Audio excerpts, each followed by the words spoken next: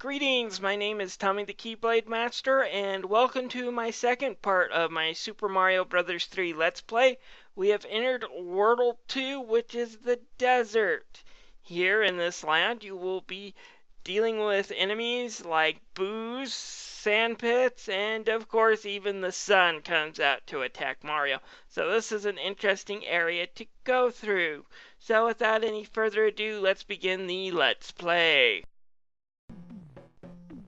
Alright, here we are in World 2 now, and we are going to be going through a desert. This has kind of been a theme of Super Mario Brothers. Not every Super Mario Brothers game has World 2 as a desert, but a lot of them do. So, let's go to World 2-1. Now, I like these pyramids in the background. They really do make this world look nice. For an NES game, this game had a lot of details in the background, while the Super Nintendo obviously could outmatch it with the way the backgrounds looked. Look, this game really did put up a fight. You very rarely just see your standard black or blue background in this one. You do in some of the stages in World 8, and I'll talk about that once we get there. And we got the Invincibility again, and that's good because I think one of these is a little Goomba hiding in it. Yeah. And get out of here. Oh, whoa. Oh. Now I can fly up, and there is a coin room up there, and I'll see if I can't get to that if I don't lose my feather trying to destroy that fireball, which I didn't. Okay, good. Get the one up. Yeah, I forgot that last time that was there. And it's one of the reasons why I do forget some of these mushrooms is that I don't really need that many one-ups. If you can't tell, I have almost 30 lives already.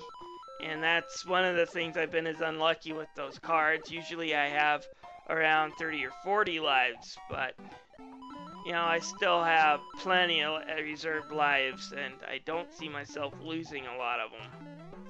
And alright, now there's going to be a little Goomba hiding there, I remember that. Now if you want to spam for some extra coins, you can just keep on recycling by going down here and collecting coins. The little Goomba will drop down, I kind of like that, and he loses his footing. But if I want to, I can do that again. But I don't want to. I want to get out of here. Alright.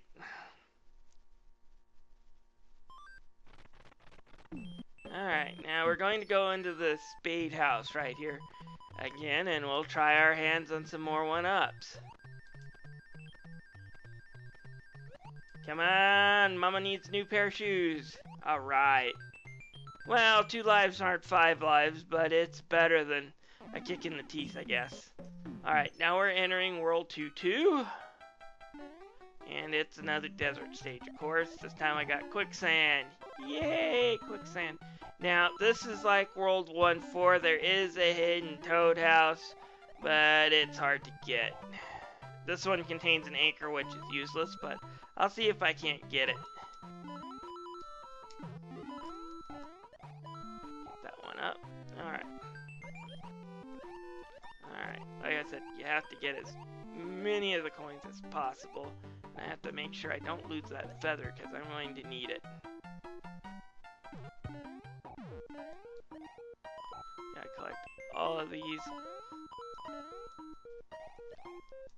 No, I didn't get it. I don't think I got it. You have to pretty much get every coin. You might be able to miss one from that final block, but missing 3, I don't have enough to unlock it. Darn it. I've been having really crappy luck getting the toad houses to appear, but at least I lost out on an anchor and not a wing this time. Alright, here's another area that's good for earning some extra one-ups, but it's a lot harder to do than those Goombas in 1-2, but we'll use the dry bones here. Just gotta keep on landing on them, and as you can see, points are going up. 8,000. Ah! One more and I would have gotten the one up. Ah, darn my luck. Oh well, get rid of these. Now, boos here, of course, act like they always do in Super Mario Brothers games, since if you look away, they'll chase you. If you look at them, they'll stop and give you the sad face. There is no way to defeat them here, though. No vacuum power-ups, no punching them at the right time like you could in Mario 64.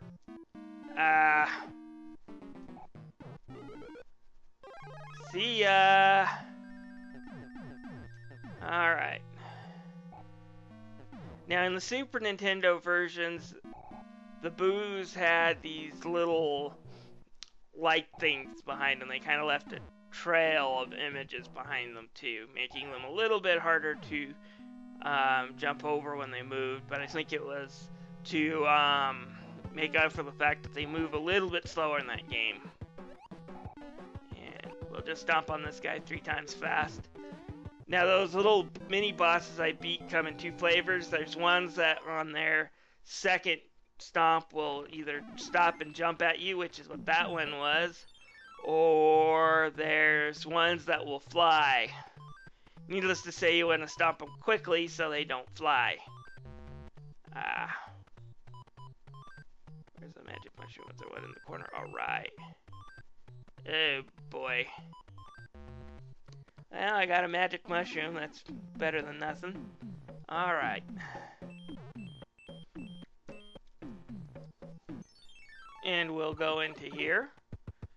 And yeah, my brother was a pervert. He told me what he thought those looked like as a kid.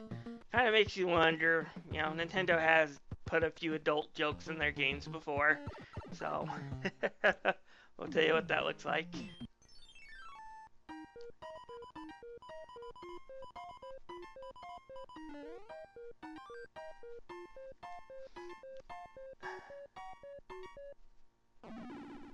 Alright, here we go. And we'll go up there. And we'll go into World 1-3. Alright. Alright.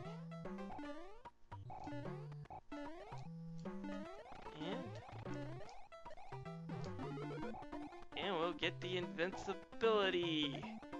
Yay, Invincibility.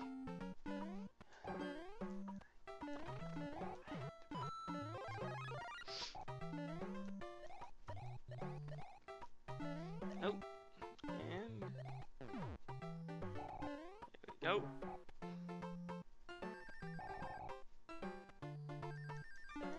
And up we go. And get that peace block.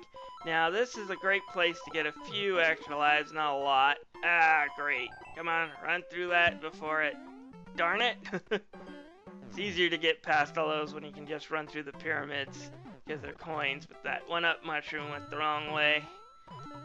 One-up mushrooms, if I remember right, go the way Mario is looking when he hits the blocks, while regular mushrooms will go the opposite way Mario is turned when he first hits the block. Kinda confusing. And we'll just let that Koopa shell clear out the blocks for us. And if we want, we can go down here. There's some more blocks.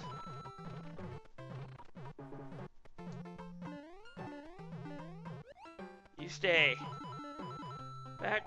That's an easy way to get rid of Koopa shells you don't want. You just hold them near a wall or a pipe and then you kick them and they'll just die. You'll just destroy them for some reason. Anyways, I got an extra 10 coins. That's why I risked my life with the Koopa shell. I really don't recommend that if you're a beginner, not to go into that place. It's not really worth it for 10 coins if you ask me. But I felt risky today. Now we're in the desert area with the sun here. Now, what that sun will eventually do is start chasing us. Now that whirlwind is kind of a pain. It'll drag you back if you just slowly walk into it. You gotta do a good running jump. It's kind of tricky. And it frustrated me a little bit when I was younger.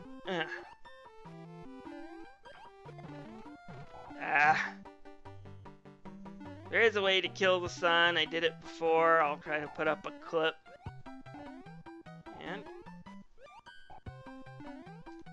got him!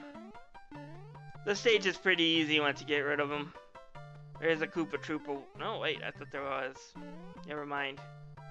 And I failed to pick up a star that time, so I'll only get a 1-up. Not that I need 5 lives right now. I'm sitting on top of 36.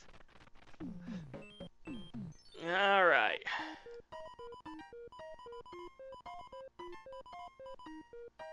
And we will... Alright, I finally got a decent item from those toad houses.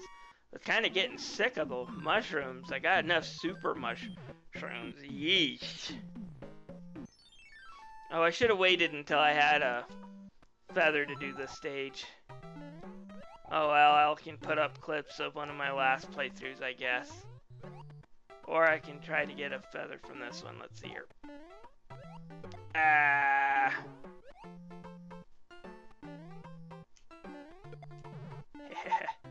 Alright. Now there's 2 areas. You can go down to the bottom one and deal with Boomerang brothers until your heart's content. Or you can use this upper pathway here and deal with almost no enemies and a whole bunch of coins. I think I'll take the coins over the enemies. But you do have to have a feather in order to get up there. Like I said, I just love the way the areas in this are layered out and have the secrets. And we will now fly and we'll get a bunch of those coins. And there might be a P-switch on one of these, I'm not sure. One way to find out, let's destroy all of them. Ooh, yeah, there is.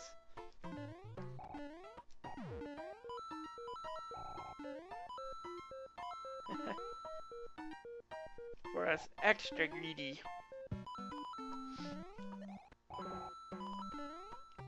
Ooh. Now that I have enough coins, let's get out of this area. And that's why I thought there was something waiting. I was mixing the desert stage with this one. There's a Boomerang brother waiting at the very end. I hate that when they do that with some of the stages. Just for fun, I'm going to go through 2-5. You don't have to go through 2-4 or 2-5 there. One of them is going to be optional. Alright, now dealing with these chain chomps is a pain. This is the first time you encounter them in the Super Mario Brothers series. And they've kind of become a staple since. They kind of just jump at you from their leash, but you have to be careful. I think there is a way where if you get too close to them or if you hit them with the raccoon tail on the chain, they do come off. I'm going to be retarded and see if that's true. I just remember that.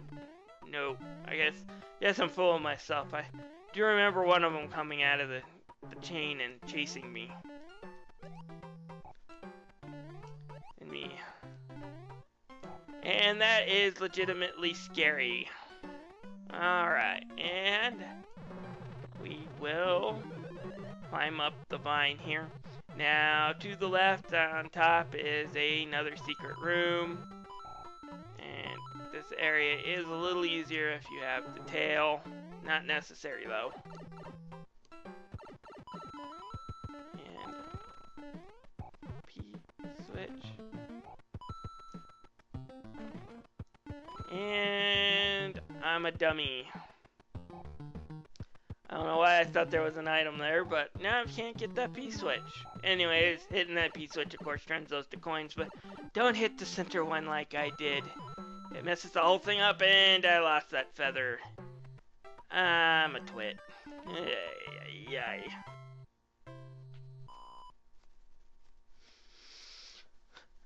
And I need that feather for the next stage.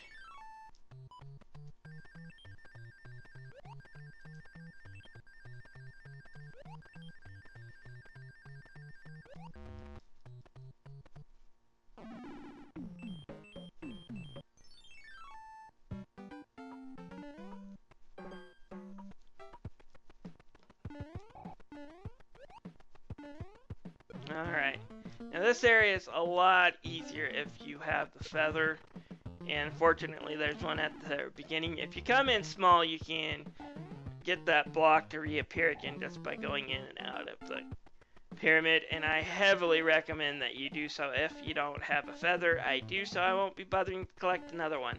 Anyways, the correct path out of this maze is to go through the center one, then on this pipe, go upwards, and then we will go right again. Pretty easy maze, but first time through can be a little frustrating for people. Now, there's a coin block here, and I kind of hit it quickly, but if you want to rewind, you can see that there was like 2 white dots that were a little bit out of place in the background. That kind of is a clue that something's not right. And we will enter this area, and as you can see, there's a bunch of coins. Now this time there is a P-switch in the one on the ground, and we will be hitting it for some more, well, coins. The game's not new Super Mario Bros. 2 by any means, but there's plenty of areas where you can get lots of coins. Anyways. And we will run and jump out.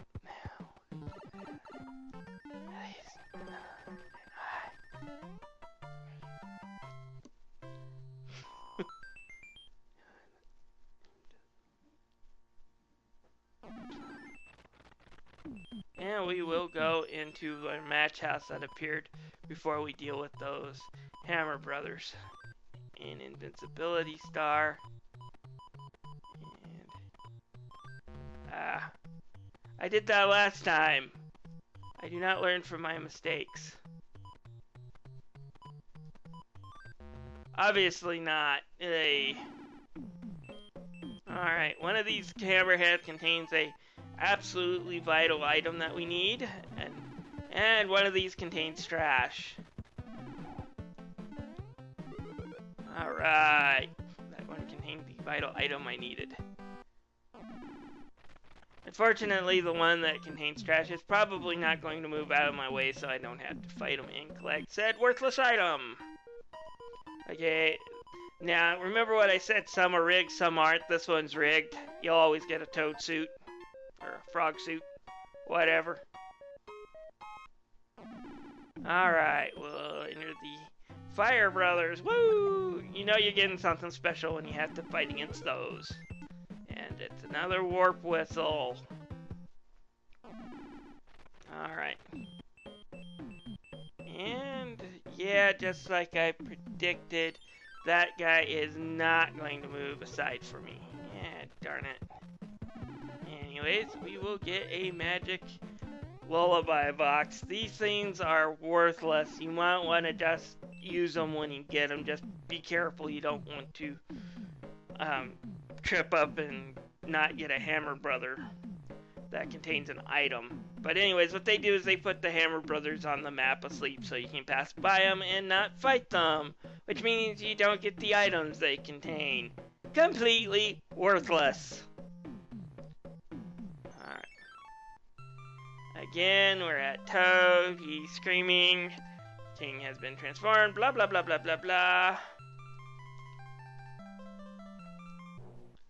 And we will go up. I like this purple background for this stage. I really do. Kind of got a nice little night feel to it.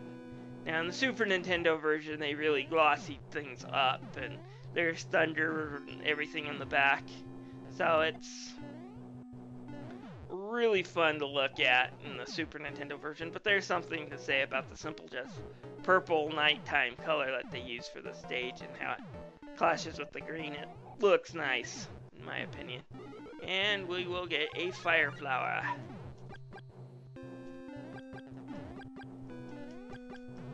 And there's going to be 3 bullet bills this way and 3 bullet bills that way.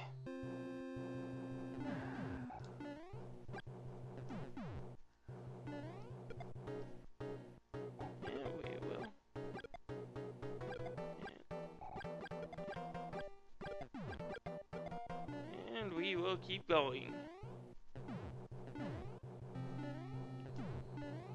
Yep, we will. go down that pipe, and we will challenge Morton here to a duel. Alright folks, that is the end of stage 2. And for this we will be getting a Karibu cloud that allow us to skip a world. Or not a world, but a stage. Now, if you're wondering why I get mad at the modern games for those Luigi blocks, but give this one a pass, it's because this is an extremely rare item. This game has a board game feel to it in the multiplayer, so it's very competitive, and that's one of the reasons it was made. And for the most part, with the exception of a few areas, this isn't an automatic pass just because you use it. If you use it to skip a stage and then die in the next one, you will be sent back to the last one you've beaten, meaning any stage you use to skip with it is going to have to go play through it again. There are some exceptions, like if you go down a pipe, or you have beaten a Hammer Brothers fight on the map. If you have done that and you die after using the cloud, you'll be sent back to the pipe or where you fought the Hammer Brothers. So you won't be wasted. However, if you just use it to skip to a world and go on to the next world and you die, you'll go back to the last world you've beaten, which means the world you skipped over with the cloud will still have to be played through. Also, you have to be careful because if you die on a Koopa Link fight, the airship might take off and go past the world that you skipped, meaning you'll have to play it again if you want to reach the Koopa ship. It's the only time where that anchor actually becomes useful. Other than that, you should skip using that anchor. It's not really worth putting it in your inventory, in my opinion. Anyways, I'm done bloviating about this power-up item, and I will leave you now, and we will continue this on to World 3, which we will stay for just a couple of minutes before we warp to World 5 in my next Let's Play, which will cover what I do in World 3 and World 5. I don't go through the whole stages, but there are items that are worth picking up in each one, or stages that are just fun to go through. So I'll see you then. In the meantime, please click on the subscribe button so you can get more of this Let's Play. Thank you for watching. Tommy the Keyblade Master signing out.